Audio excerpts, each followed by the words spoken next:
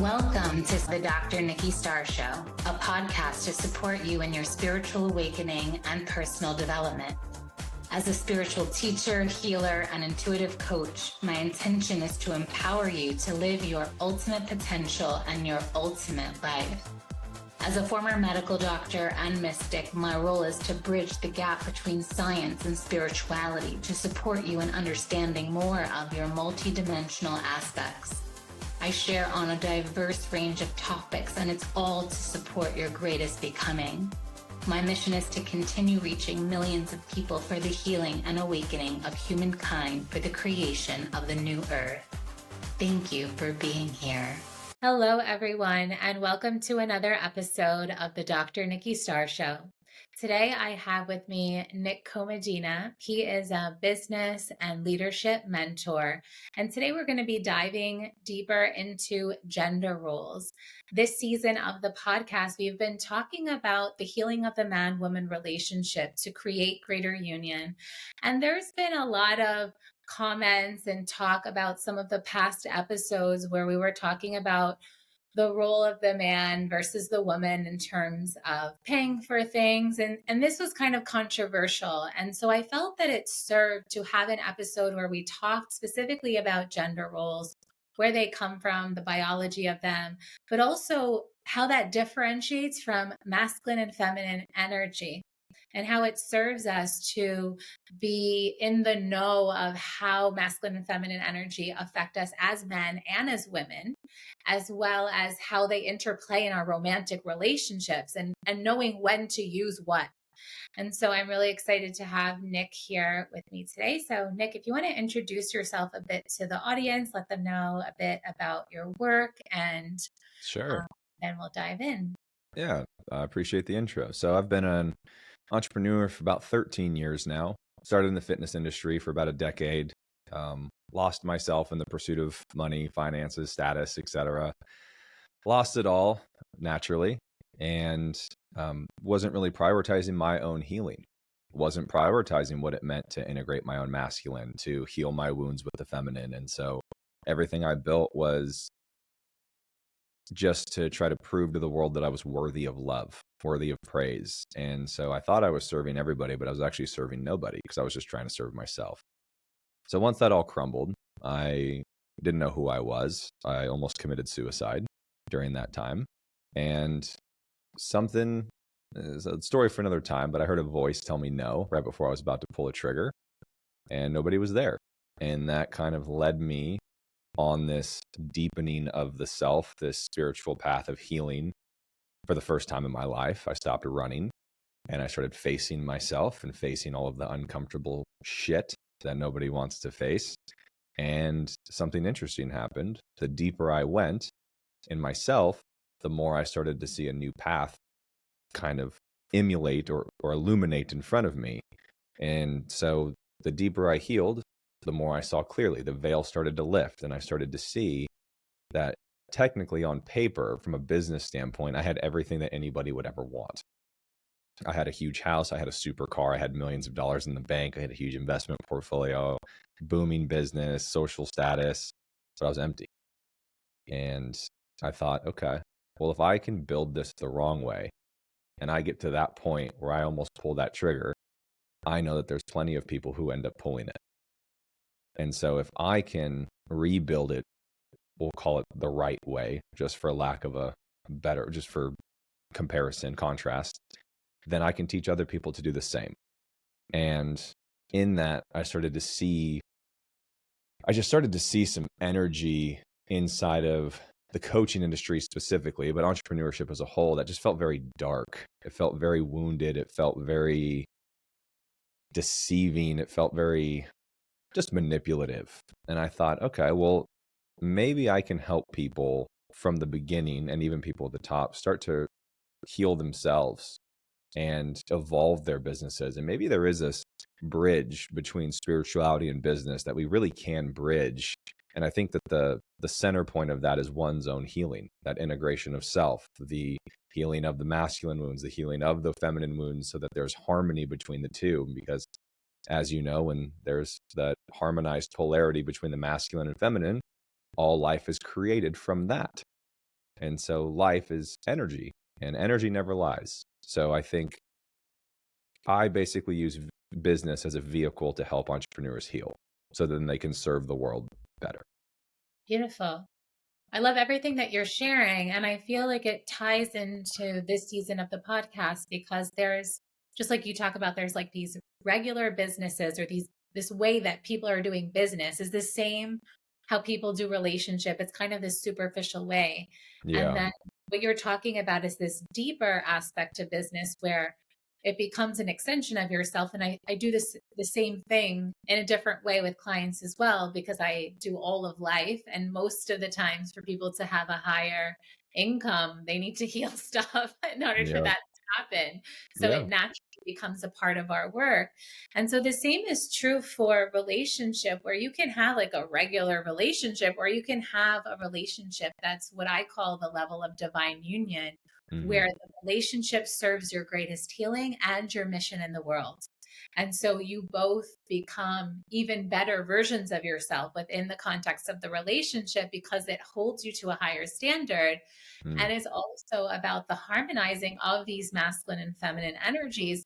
And that's what brings us to this gender role conversation that I want us to have today, because I think the part that was the most controversial in recent podcast episodes was about like whose role is it to pay for things, and Mm.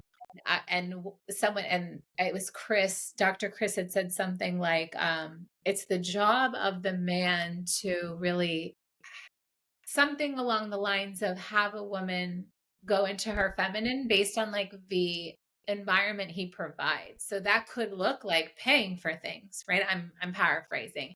And Totally. there was a lot of heat. Like a lot of people agreed.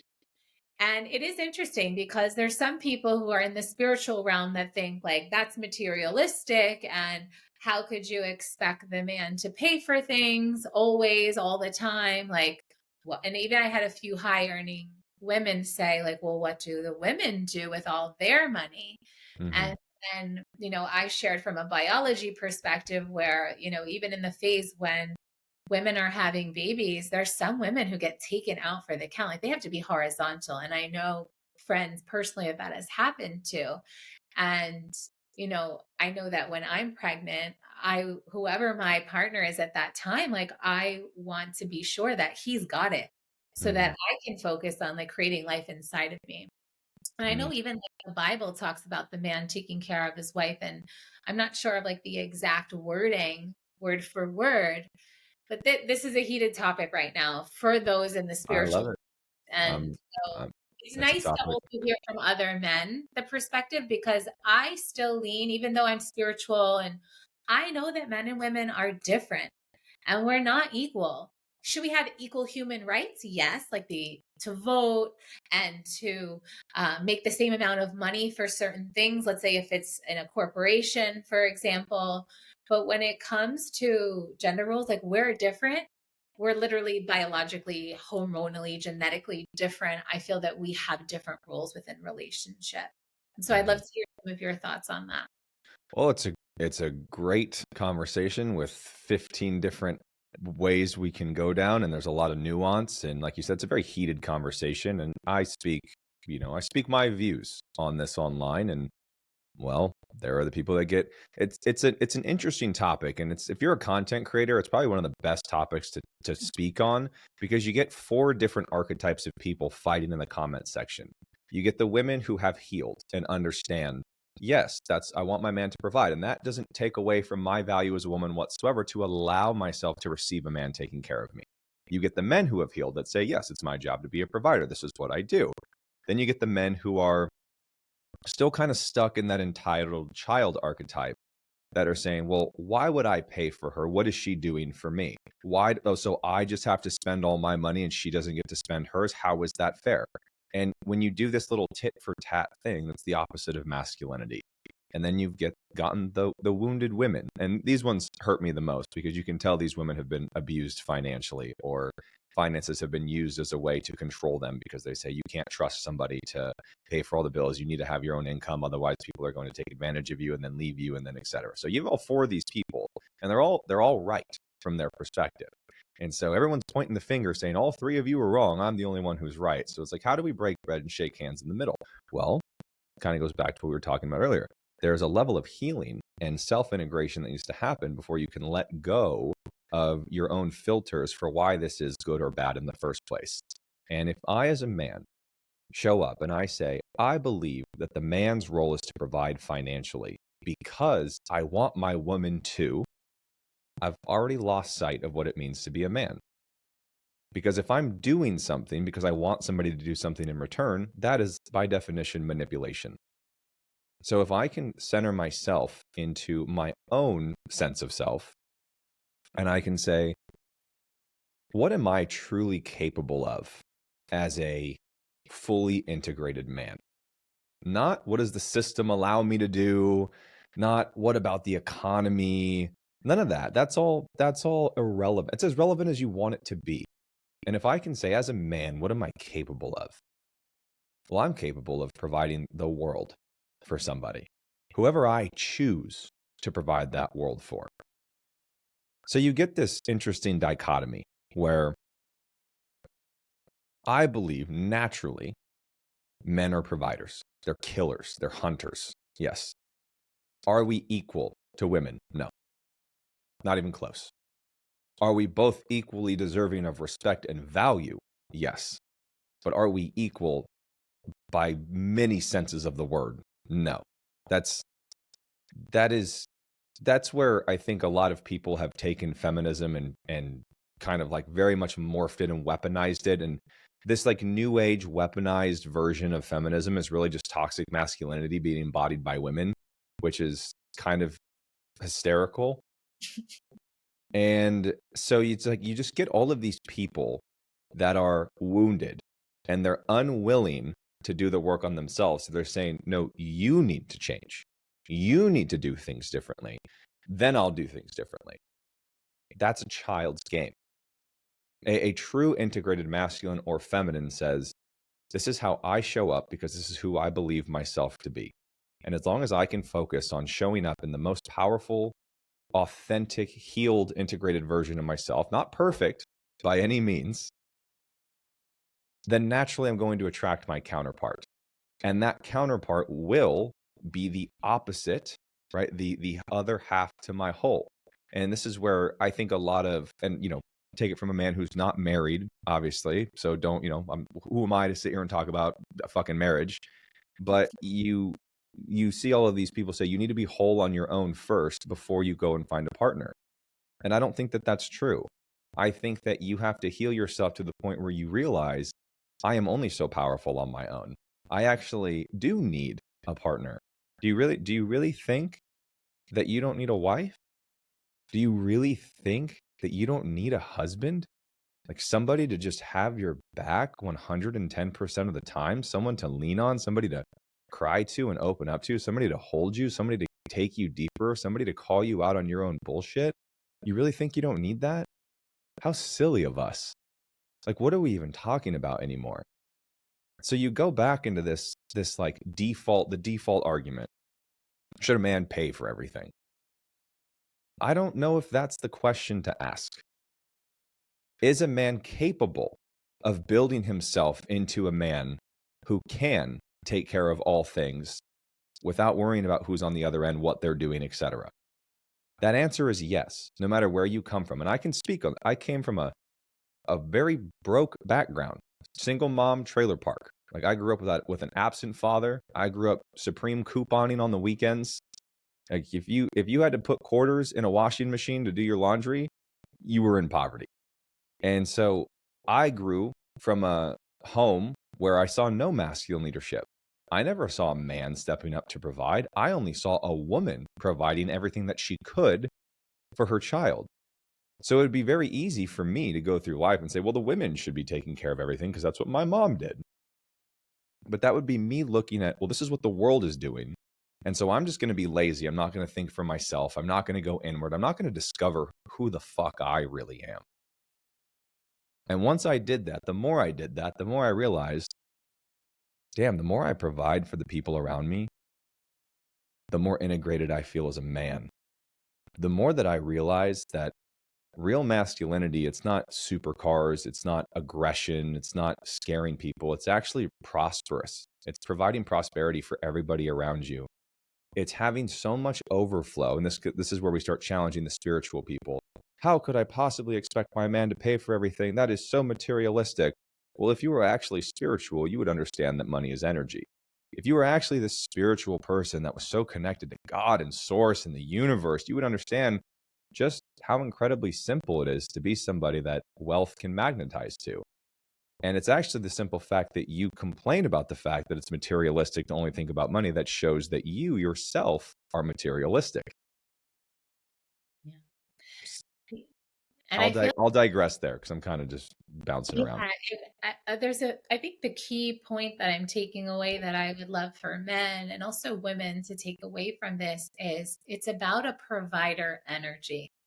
And Mhm. like you said, it's not so much about should the man pay for everything. It's that a whole healed, integrated man will want to because it Mhm. makes him feel good and he sees also what it does to those around him. So I did like, my stepdad was a man who came in and married a woman who already had two daughters and provided everything to the point of working three jobs sometimes Yeah. because it was important to him that we had a Christmas. There are a lot of presents under the trees because then you see what your providership does for those children, for that woman.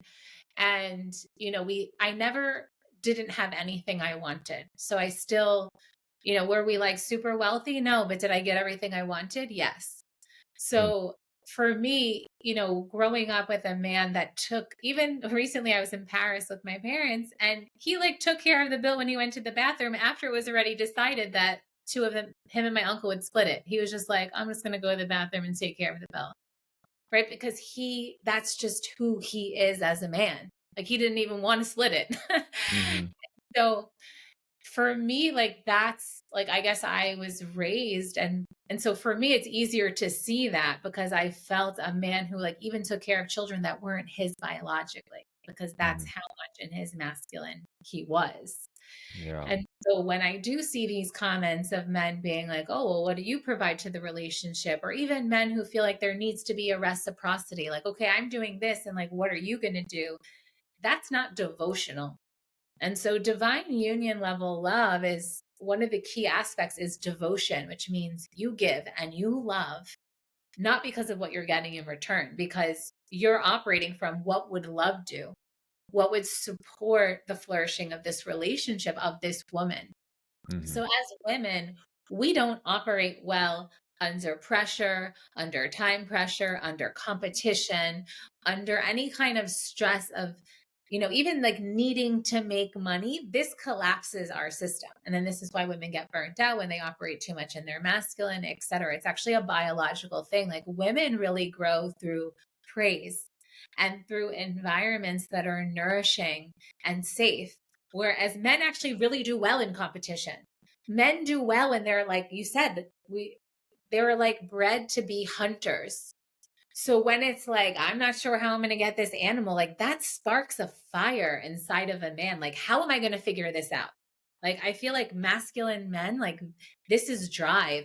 Almost like if you want a masculine man to do something, tell him, oh, you can't do that. That Mhm. would make a man be like, yeah, I'm going to do it. Whereas if you say that to a woman, she would shrink. She would be like, yeah, maybe I'm not going to do that actually. Because this kind of conflict, friction, this kind of energy, like that's not where we thrive. So men really desire women to be soft and feminine and to be this certain kind of energy that almost like takes care of him, but from more of an energetic perspective. And as a woman who loves my mission and who has been for many years hyper focused on my work and with joy, and I've seen the repercussions of that even when I've been in relationship where I know that if I probably would have worked a little bit less, my relationship would have went a bit better because I would have shown up in a different energy. Mhm. And so from personal experience, I know that when my mission can be within myself more of a hobby than a thing that needs to pay the bills, I do better. My work does better. Mhm. Everything thrives. And so, and I feel like that's also just because of our biology. You know, testosterone is more of a competitive hormone, estrogen, not so much. And so it is a biological thing. And that's why I do feel that it is up to us to do our healing work, because as women, we do need to be able to receive when a man wants to give, because if we can't receive, then it's also counterproductive to that feeling a man gets when he does give, and he gives from that generous place. If she's like, no, no, no, it totally takes away from the experience and the exchange that gets to happen, because it's when we show that gratitude, that's nourishment for our men. Mm. I think there's a few little parts of nuance that I think are here. And so the first one for me, and I'm just going to speak from man's perspective. You know, I am wealthy and I am able to provide, and I've built myself into that over the last 2 decades of my life. And so with that, yes, absolutely. Men desire a woman who is soft and feminine, as a caretaker of the home, takes care of him. And yes, sometimes, and you know, I'd say most of the time, it comes from taking care of the home, cooking him meals, giving him massages when he's off, praising him, letting him know you respect him and stuff like that. And yes, there's an aspect where the woman, once you're in a union, should be able to work because she wants to, not because she feels like she needs to, in order for you both to survive. So when you have these men who are looking for a partner, and one of their filters is if she has a good job, because what he's doing is not just looking for a wife and a mother of his children, he's looking for a financial partner as well. And that actually pulls him out of his masculine. That is signifying to him that I cannot do this on my own. So it would be very helpful for me to have a woman come who makes the same amount of income for me, because that makes me not have to double my output and increase my wealth capacity, because that's uncomfortable. If I'm making $150,000 a year and I meet a woman who is also making $150,000 a year, well, then that means our household makes $300,000, and that's plenty. And I'm good to go. I've reached the top. I no longer need to grow and develop myself as a man. The other nuance, though, is and I'm going to say, instead of me saying men are this, women are this, I'm going to say masculine energy is this, feminine energy is this, because they're just energies. They're not necessarily gender specific. You can have a woman who is very much in her masculine dating a man who is very much in his feminine, and it would work. It would work. The polarities would be there. They would both get everything that they want, etc. So I think when we say, you know, like, men respond better to challenge, see, masculine men respond better to challenge, right? Feminine men definitely do not. So I think there is an argument of some people not having that as their natural default energy. And that's fine. Now, that's pretty much where it halts. Once we start going into different pronouns and genders, that's where I start to draw the line on some dysfunction. We're not going down that. But there's an aspect of, I need to know and trust that she's got herself before I go all in on a woman. If I can't trust that you've got you, then I can't trust that you've got me. And then I also can't trust that you're with me for the right intentions. So if I come across a woman who is struggling financially, she's not put together, she's struggling, she's burnt out, she doesn't know how to rescue herself. If I come in and rescue her, there's always going to be something in the back of my mind that says, does she actually love me? Or does she just love the fact that she now has a lifestyle that is what she wants? And that right there is the deepest fear of most men. And I think that's typically the big projection you see when men are like, well, what does she provide? I'm not just going to pay everything for this woman so that she can live this life and leave. And so I think there's this big guard up, because a man's deepest fear is not being loved, but being loved for what he can provide. Because if you take away a man's money, typically the woman leaves. And we see this a lot. Now, the other nuance, there's a lot more things to provide other than financial safety. There's emotional safety, there's structure, there's leadership, there's sexual pleasure. There's a lot of ways that a man can consistently provide and lead his woman. I know One of my team members that works inside of my company, she's the sole income provider for her entire family. She's a mom of 4 with a stay-at-home husband, and she crushes. And he leads her phenomenally, and their relationship is fantastic. So there's nuance in everything. And I think instead of us all trying to have this perfect line split down the middle of this is what men should do, this is what women should do, everybody shut up and just get to your default state, we go back to what feels the most divinely authentic to myself. Do that. And naturally, your counterpart will come and they will be everything you've ever looked for because you are being everything that you were meant to be. Absolutely. I truly believe in that's kind of that wholeness piece that comes before meeting your greatest match. That's why doing our healing work is the best way to get to our best match, instead of seeking it outside of ourselves, like focus on you, do your healing work, really come into integrating your masculine and feminine energy, having them enter into a union within yourself. And actually that alludes to our bonus that we're going to go into in a few minutes, where Nick will be sharing on the integration of the masculine and feminine to support greater wealth creation. And then that takes care of who pays, right? If everyone's just wealthy on their own. Right. With that being said, there is one other thing that I want your opinion on around entitlement energy versus a woman knowing what she wants. And especially at a lot of my clients and a lot of the women who follow me, and even this generation of women, we're high earners, right? So we know that we don't need a man to pay for things or to show up in a certain way, that we've got ourselves. And yet we know what we want. And I have heard, like, even when my father and I have had this conversation, even I've had this conversation with other men, we've talked about where, and if a woman is entitled, that it can be repulsive to a man, even if without a doubt super wealthy. So what does that look like? So I tried to this is mainly a question for women.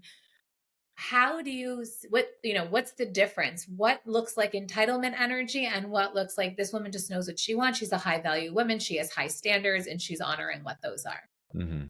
Yeah, it's a good question. And I think the answer kind of lies somewhere in between entitlement and high standards, because there's a difference between high standards and perfection, and holding out for perfection is entitlement. Because this is typically, and I might offend some women here for sure, you get women who are, we'll say they're making $200,000 a year. And for them, they're like, I don't need no man. I take care of myself. I don't need a guy to pay for things, etc. I want a man who makes $1 million a year, has a 6-pack of abs, is driving this car, has this house, has a low body count, etc. Meanwhile, they're 40 pounds overweight. They go to Uber Eats. They haven't cooked a meal for themselves or another man in years. They barely go to the gym. They go out on the weekends and party. They're on boats with different guys. And they're living this lifestyle that is the complete opposite of what they're saying their standards are. And they're just like waiting for this perfect man to come in who's their husband, yet they don't want to show up and act like a wife before he shows up. That is entitlement. Expecting something from the world that you are not first showing up as, that's entitlement. Very simple. You want a man who's in great shape and you're not in great shape? Not going to happen. You want a man who's financially providing and acting like a husband, but you won't act like a wife and open yourself up to receivership? Not going to happen. You want a man who has a low body count and doesn't go out, but you're on boats and popping bottles at clubs every single weekend? Not going to happen. Oh, but I'm just having fun. No, you're not. You're not actually having fun, because deep down, it's not actually what you want out of life. You're just avoiding the fact that you have to do work on yourself to become a better version of yourself to then attract that partner.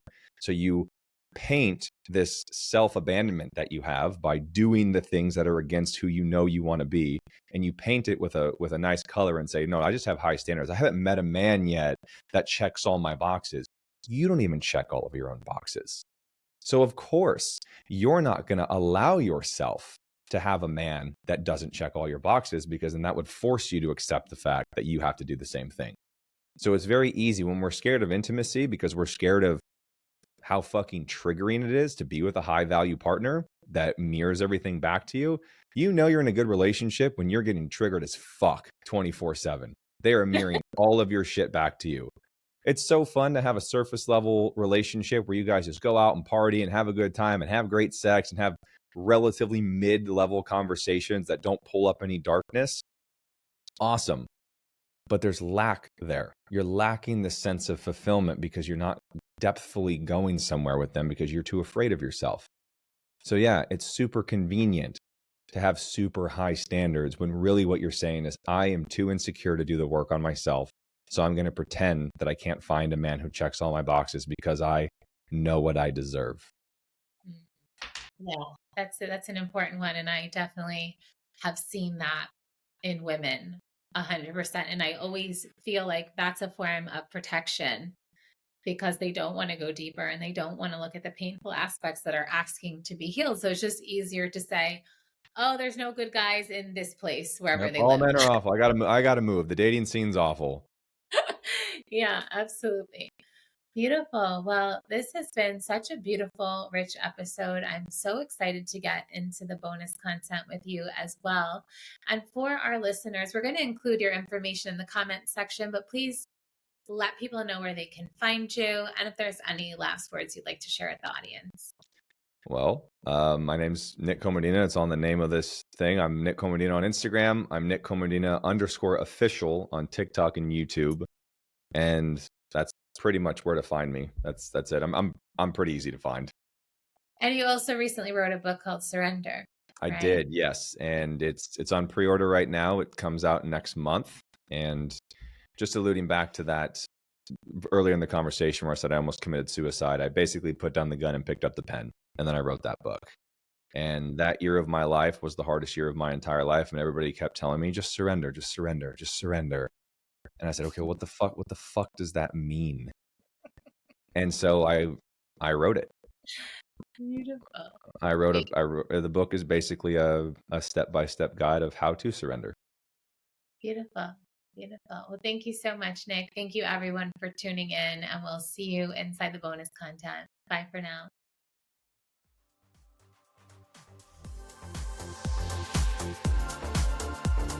Thank you for tuning in to another episode of the Dr. Nikki Starr Show. Please like this podcast and share it with anyone you feel would benefit. Subscribe to the podcast to receive bonus content, and remember, every Monday the video version goes live on my YouTube channel. Thank you so much for being on the ascension path with me and for doing this great work.